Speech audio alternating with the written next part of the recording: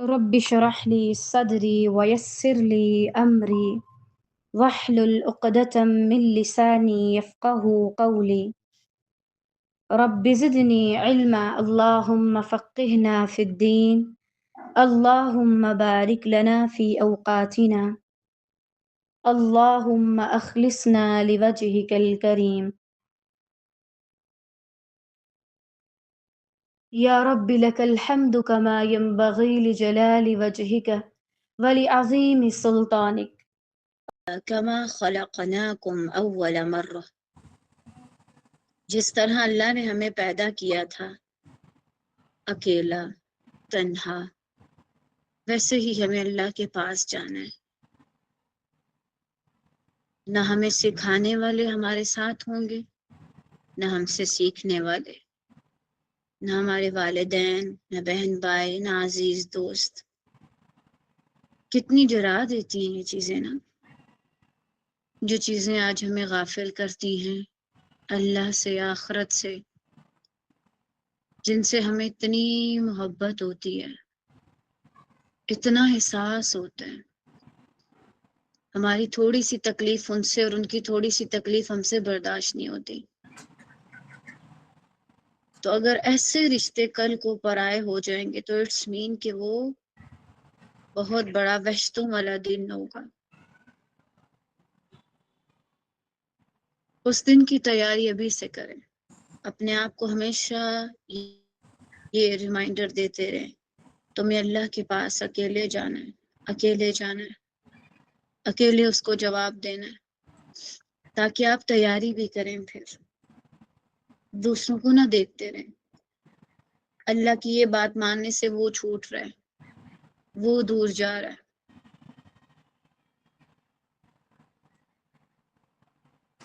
اگر آپ دنیا میں اللہ کے ساتھ اپنی زندگی نہیں گزاریں گے نا، تو آپ کو واقعی میں آخرت سے وحشت ہوگی۔ اس لیے نہیں کہ حساب کتاب ہے، اس لیے کہ وہاں آپ اکیلے ہو جائیں گے۔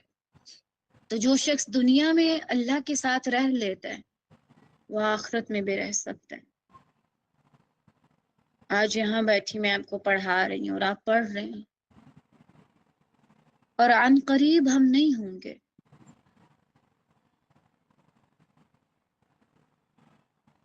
اور ہمیں اللہ کو جا کے حساب دینا ہوگا۔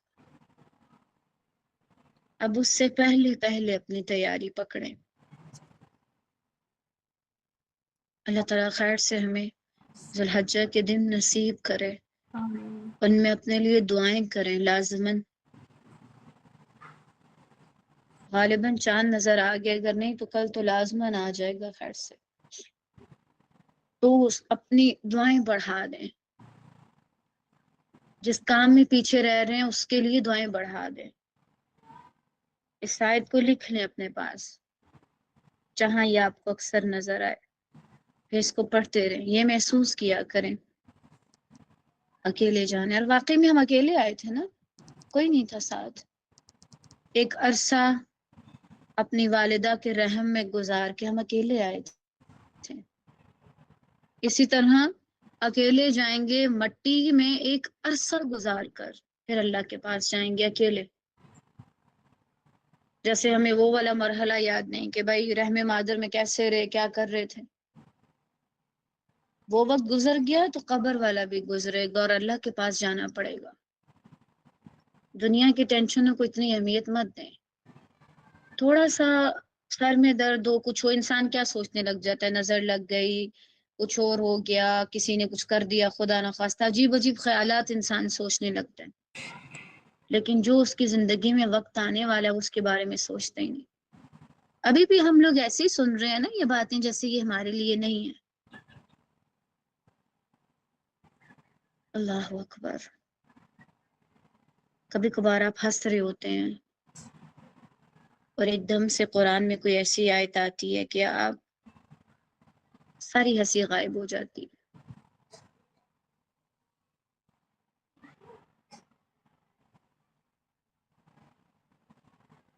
اس دن کی فکر کریں۔ اگر آپ یہاں صرف اپنے مخارج ٹھیک کرنے میں کامیاب ہوئے تو کوئی فائدہ نہیں۔ مخارج کے ساتھ ساتھ اپنے اعمال اپنے اعضاء کا استعمال، سارا کچھ درست کرنا ہوگا۔ اللہ تعالیٰ ہم سب پہ رحم کر دے، ہم سے راضی ہو جائے، ہمارے گناہوں کو معاف کر دے، ان کی وحشتیں بھی ہمیں محسوس نہ ہوں خیر سے۔ گناہوں کی وحشتیں بہت بہت بری ہیں، اگر دنیا میں وہ اتنی عجیب ہیں تو آخرت میں کیسی ہوں گی؟ اللہ کی پناہ۔ کچھ حیات پر رک جایا کریں، آگے نہ جایا کریں، ان کے بارے میں سوچا کریں، ان کو محسوس کیا کریں۔ بہت سے لوگ ہیں یہ ساری باتیں سن کے بھی غفلت میں پڑے رہتے ہیں۔